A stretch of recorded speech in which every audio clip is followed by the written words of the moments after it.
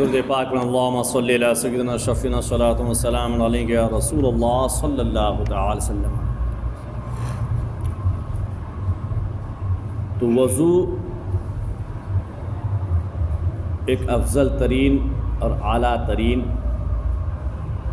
چیز ہے۔ وضو کی فضیلت کو بیان کرتے ہوئے صحابی رسول حضرت عثمان ذو النورین رضی اللہ تعالی عنہ نے اپنے غلام عمران سے وضو کے لیے پانی مانگا، حضرت عثمان غنی رضی اللہ تعالی عنہ، اور وہ سردی کی رات میں باہر جانا چاہتے تھے۔ عمران کہتے ہیں کہ میں پانی لایا، انہوں نے منہ ہاتھ دھوئے۔ کون؟ حضرت عثمان غنی رضی اللہ تعالیٰ عنہ صحابی رسول۔ تو عمران کہتے ہیں کہ میں نے کہا کہ اللہ آپ کو کفایت کرے، رات تو بہت ٹھنڈی ہے، انتہائی سردی ہے۔ اس پر حضرت عثمان غنی رضی اللہ تعالیٰ عنہ نے فرمایا کہ میں نے رسول اللہ صلی اللہ تعالی علیہ وسلم سے سنا ہے کہ جو بندہ مومن وضوء کامل کرتا ہے، وضوء کامل کرتا ہے، اللہ رب العزت اس کی اگلے پچھلے گناہ کو بخش دیتا ہے۔ وضوء کامل سنت طریقہ سے، تو جو وضوء کامل کرے گا اللہ تبارک تعالی اس کی اگلے اور پچھلے گناہ کو بخش دیتا ہے۔ طبرانی نے اوسط میں حضرت امیر المومنین فاتح خیبر داماد مصطفیٰ حضرت مولا علی کرم اللہ تعالی وجہہ الکریم سے روایت ہے کہ حضور سید عالم صلی اللہ تعالی علیہ وسلم نے فرمایا کہ جو بندہ مومن سخت سردی میں کامل وضو کرے، مکمل وضو کرے، اس کے لیے دونا ثواب ہے، دوہرا ثواب ہے، دو گنا ثواب ہے۔ اور امام احمد بن حنبل نے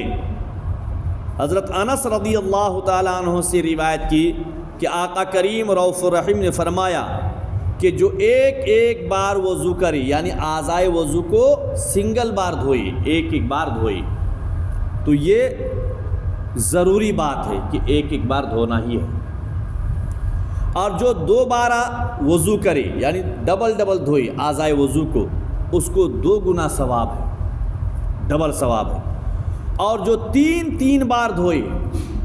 تین بار ہر عضو کو، ہر اعضائے وضو کو تین بار دھوئے، تو آقا کریم فرماتے ہیں یہ میرا اور اگلے نبیوں کا وضو ہے۔ تو تین بار ہر اعضائے وضو کو دھونا یہ سنت طریقہ ہے،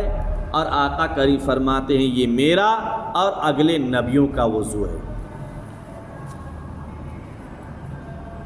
زیادہ پھر پانی اسراف نہ ہونے پائے۔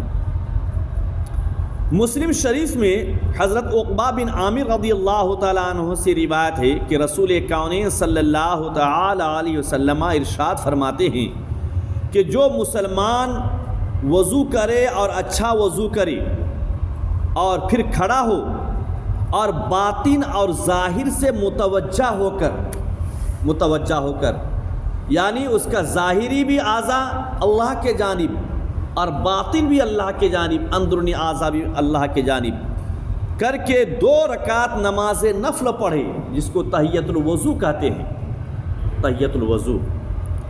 تو آقا کریم رؤوف الرحیم امام الانبیاء شفیع محشر صلی اللہ تعالی علیہ وسلم ارشاد فرماتے ہیں کہ اس کے لیے جنت واجب ہو جاتی ہے، اس کے لیے جنت واجب ہو جاتی ہے۔ تو وضو کرنے کے بعد مسجد میں داخل ہونے کے فوراً بعد 2 رکعت تحیۃ الوضو کی نیت سے نماز نفل ادا کریں، آقا کریم فرماتے ہیں انتہائی ثواب ہے اور اس کے لیے جنت واجب ہے۔ مسلم شریف میں حضرت امیر المومنین فاروق اعظم عمر بن الخطاب رضی اللہ تعالیٰ عنہ سے روایت ہے کہ آقا کریم رؤوف الرحیم امام الانبیاء شفیع محشر صلی اللہ تعالی وسلم نے ارشاد فرمایا تم میں سے جو کوئی وضو کرے اور کامل وضو کرے، وضو کرے اور کامل وضو کرے، مکمل وضو کرے، اور وضو کرنے کے بعد پھر پڑھے اشہد ان لا الہ الا اللہ وحدہ لا شریک لہ واشہد ان محمدا عبدہ ورسولہ، اس کلمہ کو پڑھے گا اور اشہد اللہ جب کہے تو کلمہ کی انگلی کو ایسے اٹھائے، اللہ پہ گرا دے، ہاں آسمان کے چہرہ کر کے، تو آقا کریم رؤوف رحیم امام الانبیاء فرماتے ہیں اس کے لیے جنت کے 8 دروازے کھول دیے جاتے ہیں، جنت کے 8 دروازے کھول دیے جاتے ہیں۔ آقا کریم فرماتے ہیں، امام الانبیاء شفیع محشر صلی اللہ تعالی علیہ وسلم ارشاد فرماتے ہیں کہ وہ بندہ مومن جس دروازے سے چاہے جنت میں داخل ہو جائے،